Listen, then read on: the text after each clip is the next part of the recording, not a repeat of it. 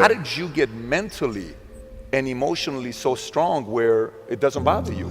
Well, you got to look at the reality of the situation. Like for me, it's not, you kind of got to get over yourself. Like, it's not about you, man. Like, okay, you feel embarrassed. You're not that important. Like, get over yourself. That's where you go. Get over yourself, right? Like, you're worried about how people may perceive you, and like you're walking around and it's embarrassing because you shot 5 air balls. Get over yourself, right? And then after that, it's okay, well, why did those air balls happen? Got it. High school, year before, we played 35 games, max, right? Week in between, spaced out. Plenty of time to rest. In the NBA, it's back to back to back to back to back to back to back. I didn't have the legs.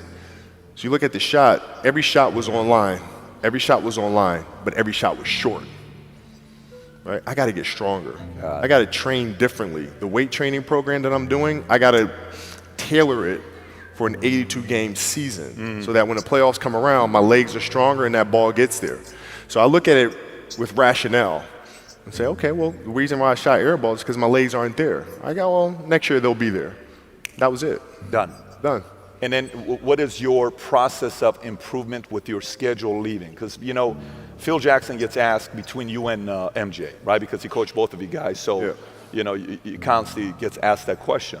He's always going to pick the first child. He's going to pick the first child. But I tell you, he said something about you that to me, it's a level of respect that any player can duplicate what he said about you. To me, the level of respect for that is a whole different level. You can't teach big hands. Right? You cannot teach that, right? You cannot teach 49, 48-inch, whatever the vertical leap is, and you cannot teach that, right? Sure. But he said nobody in his history of coaching had your level of work ethic. I mean, you hear so many guys tell stories about your work ethic. Yeah. What was really your work ethic like, and for how long did you stay disciplined? Well, I mean, every day. Since for 20 years. it was an everyday process, and trying to figure out strengths and weaknesses. For example, jumping ability. My vertical was a 40. It wasn't a 46 or a 45. My hands are big, but they're not massive. Right? So you got to figure out ways to strengthen them so your hands are strong enough to be able to palm a ball and do the things that you need to do. Quickness, I was quick, but not insanely quick. I was fast, but not ridiculously fast, right? So I had to rely on skill a lot more. I had to rely on angles a lot more. I had to study the game a lot more. And but I enjoyed it though. So like from the time I can remember when I started watching the game, I studied the game, and it just never changed. Technical question here. Let's see how you can answer this. Who would Shaq be if he had your work ethic? He'd be the greatest of all time. If Shaq had your work ethic, he'd be the greatest of all time. Greatest of all time by a mile. Sure. He'd be the first to tell you that, for sure. This guy was a force like I have never seen. It was crazy. A guy at that size. Generally, guys at that size are a little timid and they don't want to be tall. They don't want to be big. Man, this dude he did not care. He was mean. He was nasty. He was competitive. He was vindictive. He was, I wish he was in the gym. I would have had fucking 12 rings. If you had the work ethic. My God, yeah. We ain't be close. Wow. And let me ask you this question. And by the way, I'm not asking this question to create feud between you and him. I don't care, bro. Listen, me and Shaq sit down all the time, and I say, dude, if your lazy ass was in shape. I hear you saying all the time, and he takes it. I tell him all the time. I'm asking this question for a different reason. I'm asking this question because, look, we've grown as a company extremely fast. We went from one office with 66 agents to 10,900 offices, 10,900 agents in 49 states, and we're the fastest growing insurance company now. But I say it for one reason. And by the way, decision, when I say decision, if you're looking at somebody that you're sizing up, or if you're looking at somebody to go into business with, or if you're looking at a big investments you got to make, what is the decision-making process there? Do you call? Is there first you do your own research? You take this much time. You call an advisor. Is there a system you follow? It's pretty simple for me. It's do you understand the business? Is it a business that you can help in some form or fashion? What are the barriers of entry to that business? And then the entrepreneurs themselves, the company itself. right? Do they have a culture that you believe is sustainable? Are these leaders people that you believe in? Are they people that are obsessives? And in turn, have they created a culture of obsessiveness? So I tend to look at those 4 factors, and that's it. That's big right there, by the way. I don't know if you guys caught that right there. That's pretty massive right there. Earlier you said, I'm probably not going to get this right, a 16-year-old, a 13 or 11-year-old? Yeah, 13. 16, 13, 2, and 1 that's a month. 1 that's a month, by the way, right? 1 that's a month. All girls. All girls, 444. So 16 means you're in your 5th, 6th year having a baby? Yeah. Is it something like that, right? Give or take.